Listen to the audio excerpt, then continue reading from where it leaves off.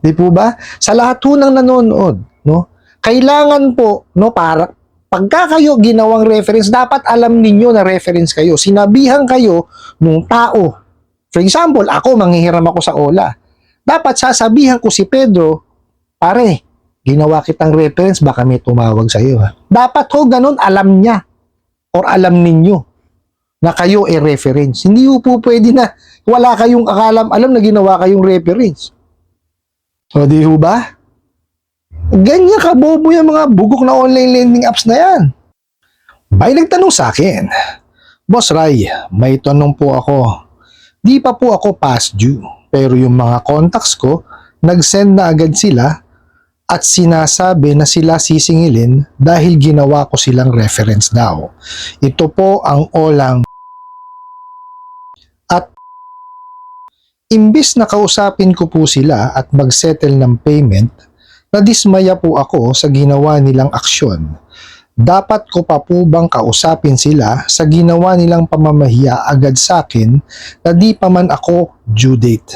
Pag nakikita ko po mga kilala ko na nasa contacts ko, nahihiya na po ako. Alright, napakagandang katanungan po nito, no? Pero bago natin siya sagutin, imbitahan ko muna sana kayo na pakisuportahan po sana ang aking mga social media accounts sa YouTube, Facebook, and TikTok.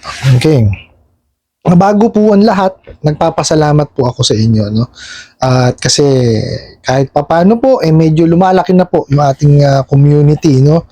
Sana po magtuloy-tuloy, no, para po kahit papano pati po yung iba na mga hindi pa ho nakaka-reach makita siya, kasi iba ho yung nagagawa ho ng pag-like po ninyo, yung pag-comment ninyo, tsaka yung pag-share po ninyo, kasi nababasa ho siya ng ng algorithm, kahit papano po nare-reach po yung iba, no? Ako po ay nagpapasalamat po sa inyo, no? Maraming salamat po.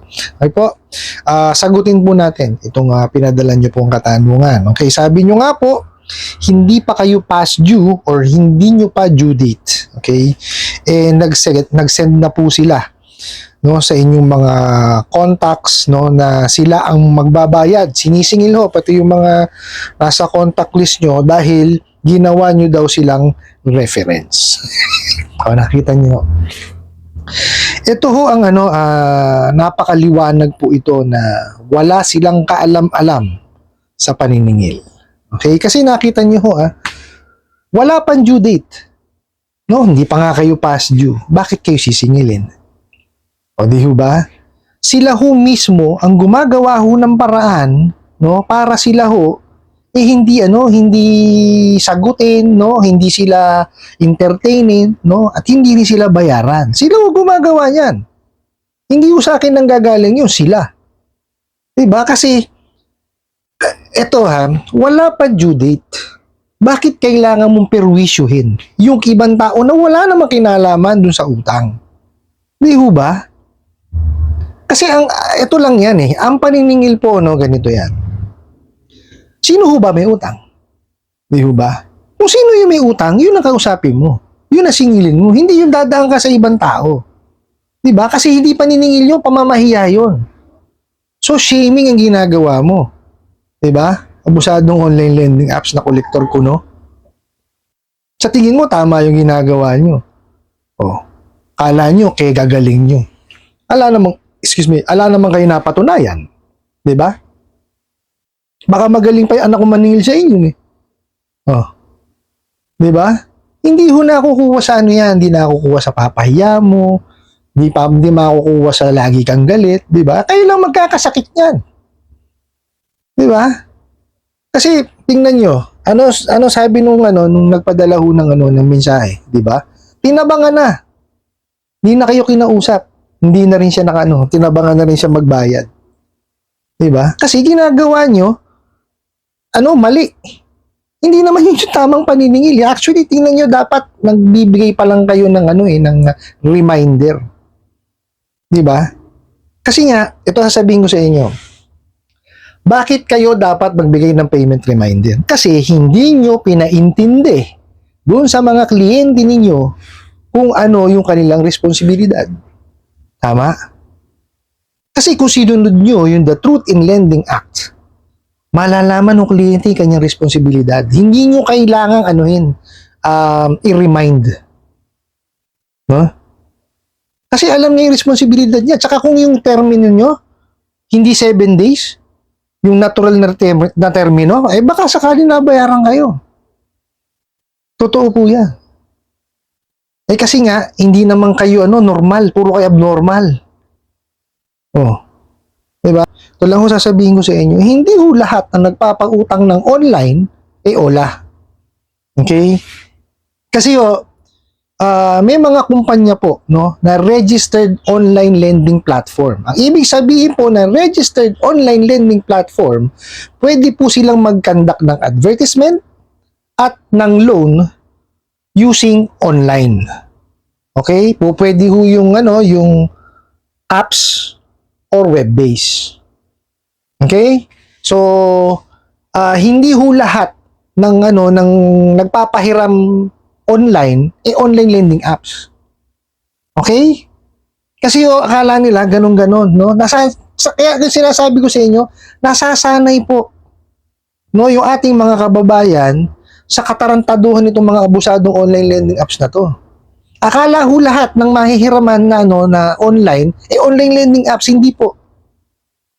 Okay? Kasi naglabas ng kautusan, ang SEC, na kung gustong mag-advertise online at magpautak online, kailangan po yan is registered online lending platform. So, kailangan magparehistro sa kanila.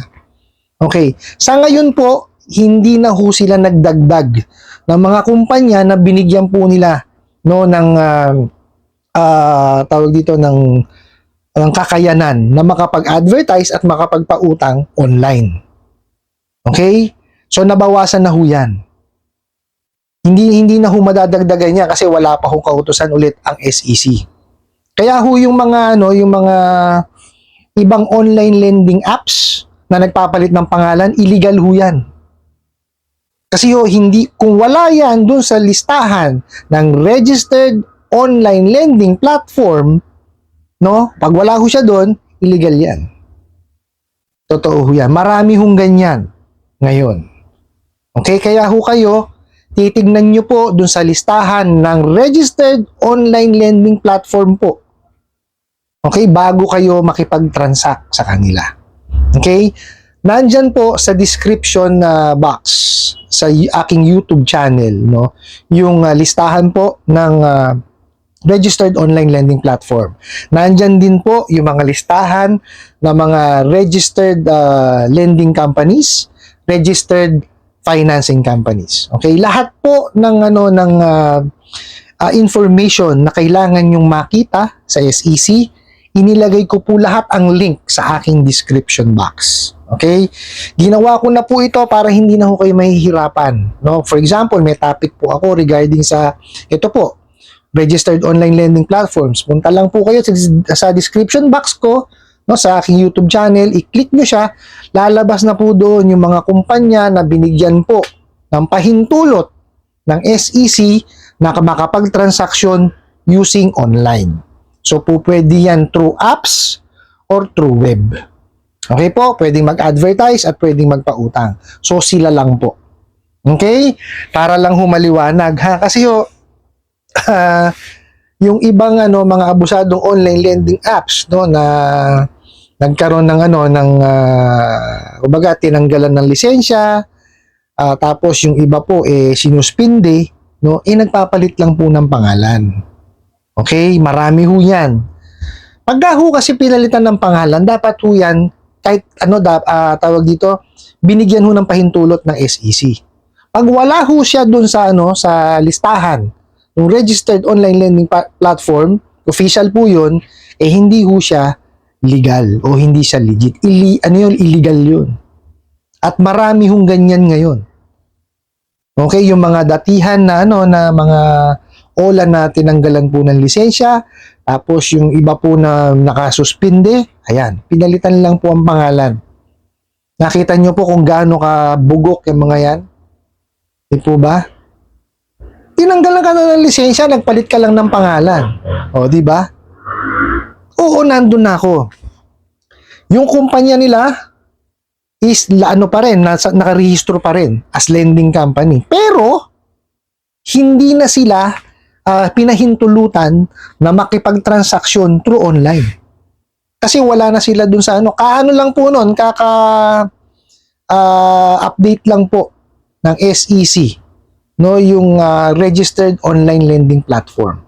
Okay? So, maging vigilant po kayo. I-check yung maigi bago kayo makipag-transact. At kagaya ng sinasabi ko po sa inyo parati, yung mga reviews, bago nyo ho siya i-download. Kung nasa ang store man yan, okay? Sige, click mo. Pero wag mo install muna. I-check nyo yung mga reviews. Okay? Pagka nakita nyo may mga hindi magandang review, wag nyo na hong i-download. Definitely yan, totoo yung sinasabi ng reviews doon. Okay?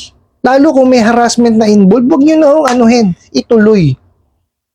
Okay? Tapos, for example, meron na kayong existing na OLA na abusado. Gumawa kayo ng review nyo. Kung meron nga lang 0 star, i-review nyo na 0 star. Kasi po, yung mga stores na yan, yung Play Store, kung ano-anong store na yan, may sarili hong policy yan. No, na pagka yan, hindi nila sinunod, nasususpend ho sila. Kaya nga ho, nakita nyo yung iba, nawawala na lang ho sa Play Store, sa App Store, o sa Google Store, o kung anong store na yan. Nagtataka kayo, bakit biglang nawawala? Kasi ho, nilalabag nila yung alituntunin nung nung store na yon. Okay, kaya nga ho, kung meron kayo, bukod ho sa pagko-complain sa SEC, sa NPC, sa PNP, sa NBI, tsaka sa DOJ, no? Nyo rin, mag-review din ho kayo ng mababa dyan sa sa apps nyo. Kasi pagka nakita ho yan nung mga store na yan, sinususpindi ho. Minsan, talagang permanente nawawala sila. Okay po? Kasi magkakaiba ho ng policy yan. Iba ho yung sa gobyerno natin, no? Iba ho itong sa mga store na to. Independent ho kasi itong mga to Okay? Hindi kagaya ho sa gobyerno natin talagang regulated. Pero hinahabol din naman ho sila. Okay po? Balikan natin itong katanungan ninyo. Ito lang po yan Paano hindi nyo malalaman na walang kaalam-alam yung mga damuhong online lending apps na abusado na yan? Ginawa daw reference kaya sisingilin. Sira ulo. Ang reference po, kaya nandyan yan, during credit investigation and verification, doon po magtatanong ng information tungkol sa inyo. At saka dapat alam ng tao na ina-reference siya. Nakita nyo kabubuhan yung mga yan? Yung ninakaw na contact details doon sa inyong phone book, sasabihan na ginawa silang reference. Di po ba? Sa lahat ho ng nanonood, kailangan po, para pagka kayo ginawang reference, dapat alam ninyo na reference kayo. Sinabihan kayo nung tao. For example, ako, manghihiram ako sa OLA. Dapat sasabihan ko si Pedro, pare, ginawa kitang reference, baka may tumawag sa iyo. Dapat ho, ganun, alam niya or alam ninyo na kayo reference. Hindi po pwede na wala kayong alam na ginawa kayong reference. Di ho ba? Ganyan kabobo yung mga bugok na online lending apps na yan. Mario Joseph, di ba? Mali na. Di ba? Tsaka hindi ho dapat sinisingil yung mga yan kung sino man yung nasa bawal nga yung ginagawa nila na yan I-complain nyo sa National Privacy Commission kasi breach yan sa inyong privacy. Ninakawang kayo ng detalye. Meron ho tayong Data Privacy Act. Batas ho yun. I-complain nyo po. Okay? Tapos sabi nyo nga, imbis na kausapin nyo at mag-settle kayo, tinabangan na kayo. Hindi ko kayo masisi. Kasi biruin nyo, alang kinalaman yung mga tao, sisingilin para doon sa utang nyo. Basira ulo. Di ba? Pero isa lang ho, sasabihin ko sa inyo. Okay? Pag-ipunan nyo po, tsaka bayaran. Ngayon, kagaya nga ho ng tanong ninyo. Ang tanong nyo ho kasi is, dapat pa bang kausapin? Ito lang ho isasagot ko sa inyo. Kung sa tingin nyo po, nai-stress kayo, nagkakaroon kayo ng anxiety, depression, tsaka emotional stress, pagka kinakausap nyo yung mga bugok na online lending apps na yan.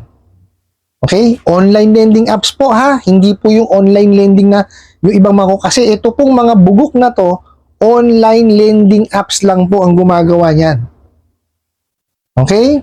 Pagka po sa tingin ninyo, na-stress na nga kayo, na-harass na kayo, kayong depression, meron kayo anxiety, tsaka emotional stress, gawin nyo po kung ano gusto nyo gawin. Para maiwasan nyo, no, or maalis yung isipin nyo sa kanila. Pero, pag-ipunan nyo po, tsaka bayaran, para matapos po. Okay? Pero, ito lang sasabihin ko sa inyo, hindi ko sinasaklawan ang inyong isipan. Kung ano ho ang magiging desisyon ninyo, kayo po ang masusunod, hindi po ako.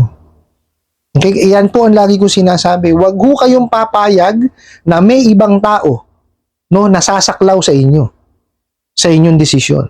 Maaari, gawin yung reference, pero sasabi ko, sinabi ko na, wag hong ganun.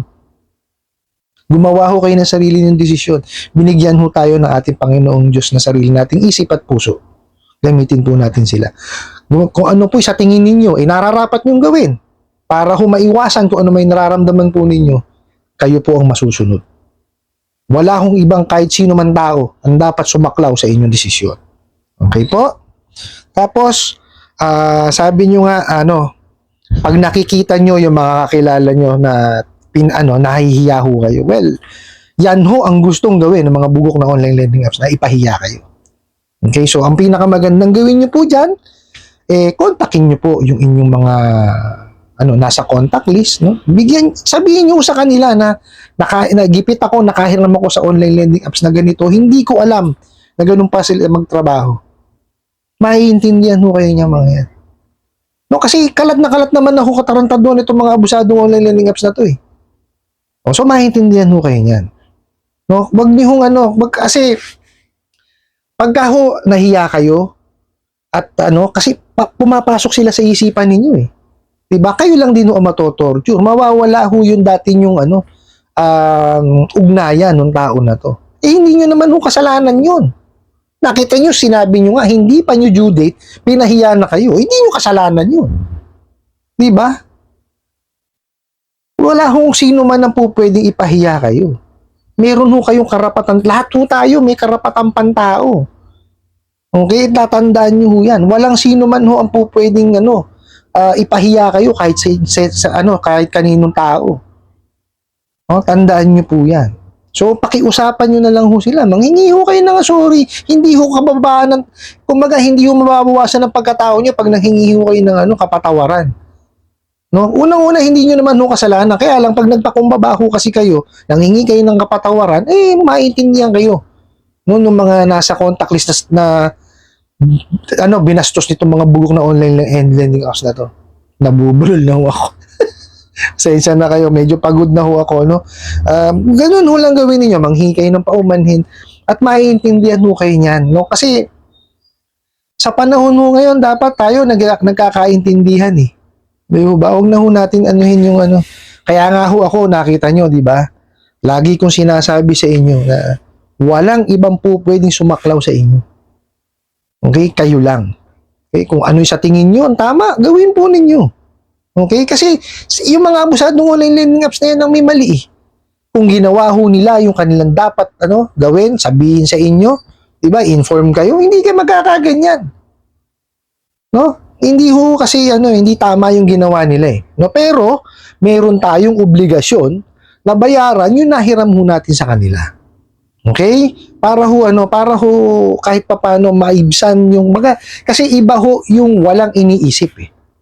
Di ba? Wala hong yung kumbaga ang dating is wala tayong inaargabyado, bayaran na lang natin. Okay po? I hope nasagot ko po itong katanungan na to at sana po yung makatulong. Maraming salamat po sa inyong walang sawang pagsuporta at panonood sa aking mga videos. Maraming salamat po sa inyong pag-like, pag-share, pag-comment at pagtatanong. And kunin ko na rin po itong opportunity na to na imbitahan po sana kayo at pakisuportahan po sana yung aking mga social media accounts sa YouTube, Facebook, and TikTok. Hanggang sa muli po. Yun lang.